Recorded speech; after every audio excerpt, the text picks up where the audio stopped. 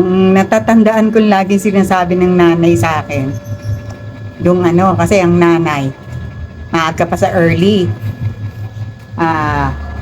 talaga kayo, lagi na lang kayong huli. Ang pamilya mo laging huli. Kasi, nanay, pag tinanong mo, Nay, anong oras tayo alis? At sinabi niya, 9 o'clock. 8 o'clock pa lang, galit na yon. At ang bagal-bagal daw. Pag 8:30, sasabihin, lagi na lang kayong huli. Samantalang usapan 9 ka aalis. Pero yun lagi ang sinasabi niya kasi, yun nga, daig daw ng maaga pang masipag. Kaso, sobrang early naman. Okay? Kapag may tumawag o may kailangan si Lola about sa simbahan, una niyang sasabihin, hanapin mo si Vicente upang tanungin ko siya. Vicente? Kambal, pakitawag nga si Vicente. Happy birthday, Lola. Love you.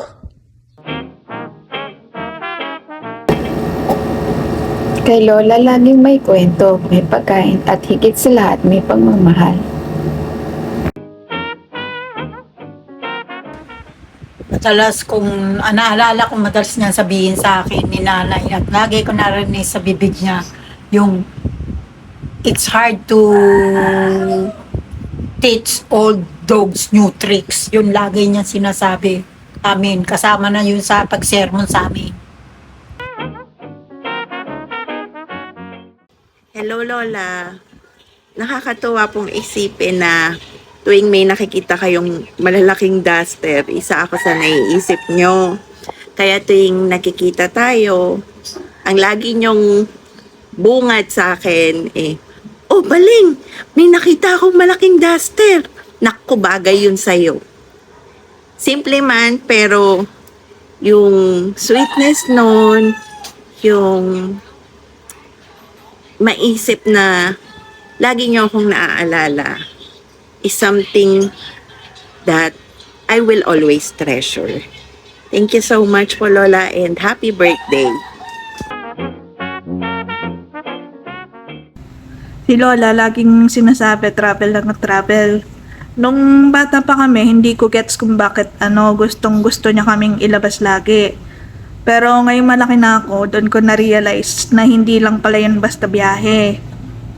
Naalala ko dati, uuwi ako sunog galing Subic, buong barangay, halos kaming magkakasama sa Tanay. Tapos, pagka may mga biglaang trip, katulad dun sa Baguio, na parang overnight lang pinagdesisyonan, ganun. Ang daming moments, tawanan, tsaka ang daming kwento sa daan.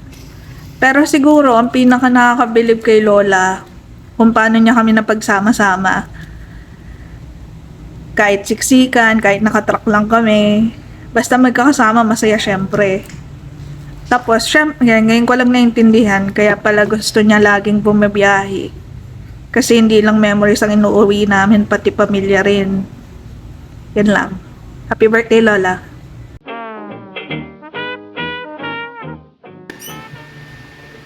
Hindi ba kayo nahihiya? Maririnig kayo ng mga kapitbahay.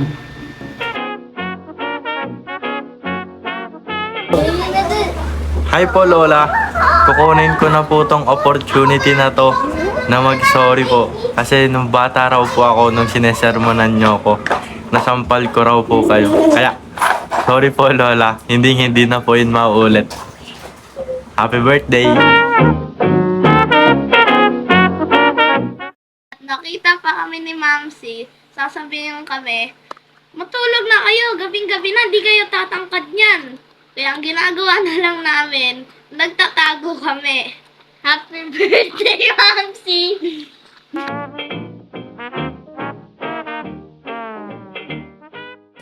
Umayos kayo! Pag kayo may ginawang hindi maganda, buntot nyo, hila nyo!